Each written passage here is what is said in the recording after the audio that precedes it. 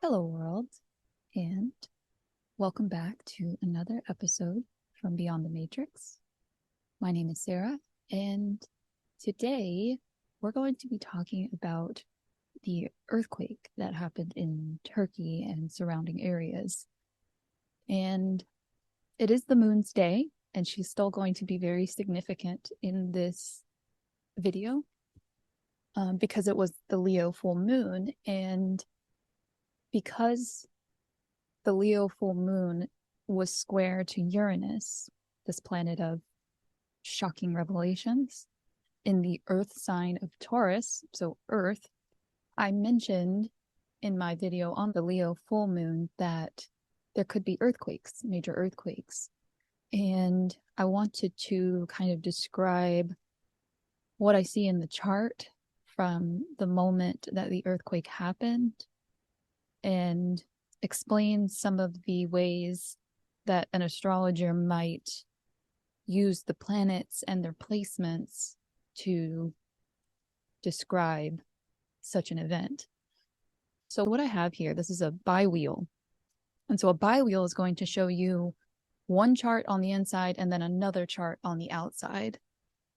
And so for this chart, I have the natal chart, you could say, for the country of Turkey here for October 29th, 1923 at 8:30 p.m. I got this from online and it's got a Rodin rating of A, which means it's pretty accurate. If it was a double A, it'd be even better. So the Rodin rating is what we use to determine how accurate the time of birth is. So for the inner ring, I have Turkey's natal chart. And then on the outside ring, those are the transits of the time of the earthquake, which February 6, 4:24 a.m. is what I have. So one of the first things that I noticed about this bi-wheel wasn't even anything to do with Uranus.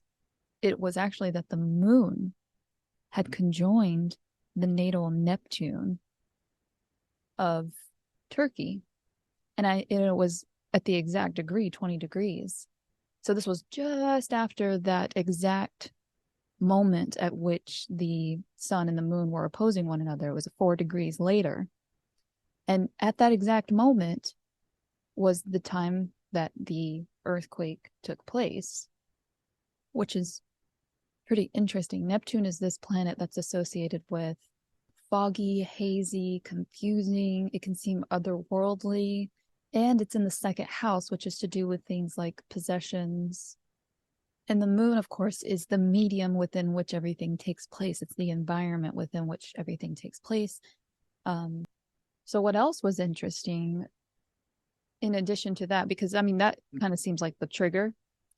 The moon leaving that opposition to the sun, leaving that square to Uranus. And this is why it's personal. This is why natal charts versus transits charts really help you to understand how the planetary positions could affect your personal life or the mundane astrology, so that's of countries or of the world.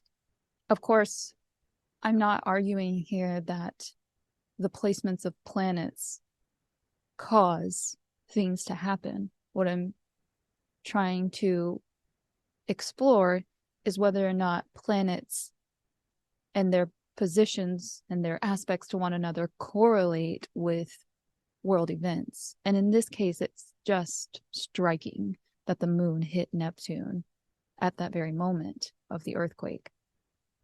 Another thing, so it's kind of like the things are unclear. How are we going to proceed?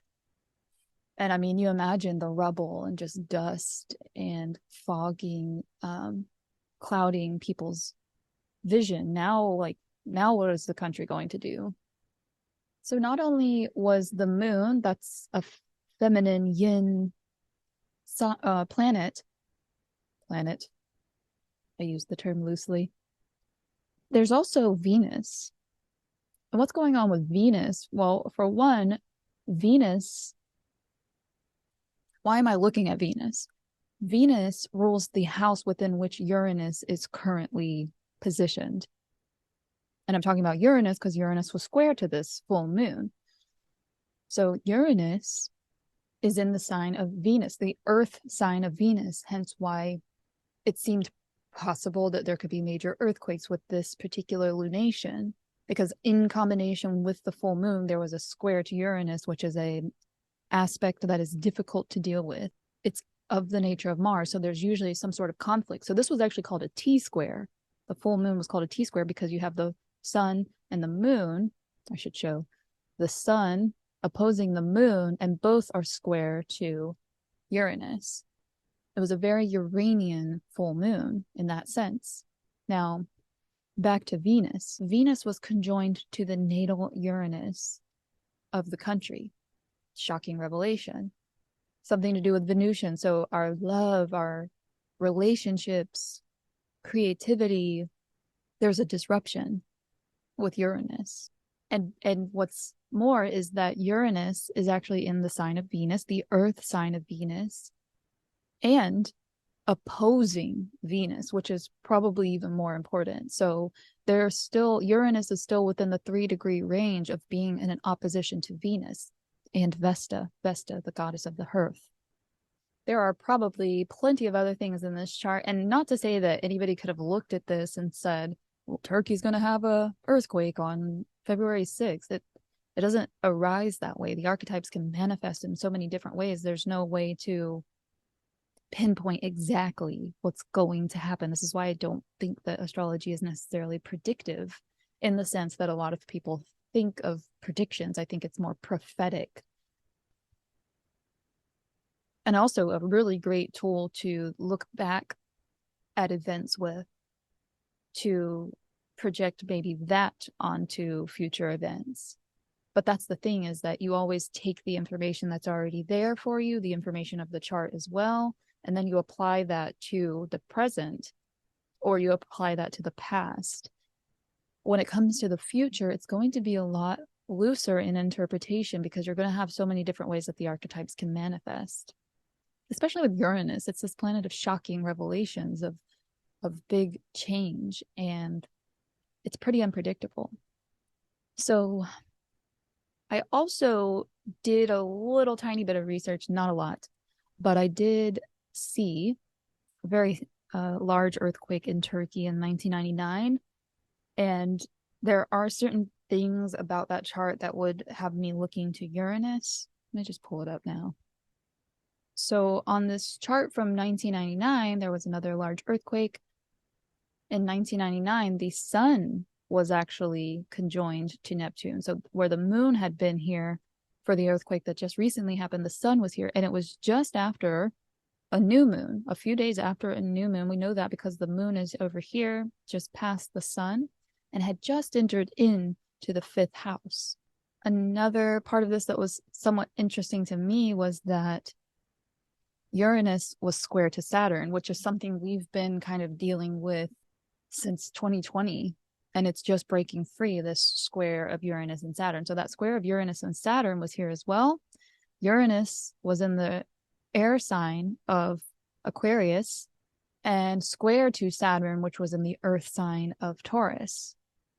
And there was also another major earthquake. And in this one, Uranus was in Taurus.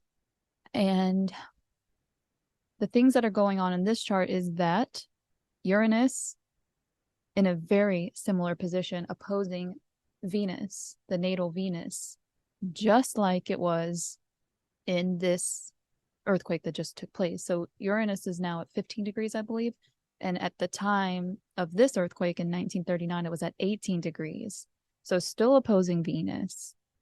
And the moon had conjoined the natal Pluto. Pluto is this planet of death and rebirth. So I want to reiterate that I'm not trying to say that planets cause things to happen on Earth.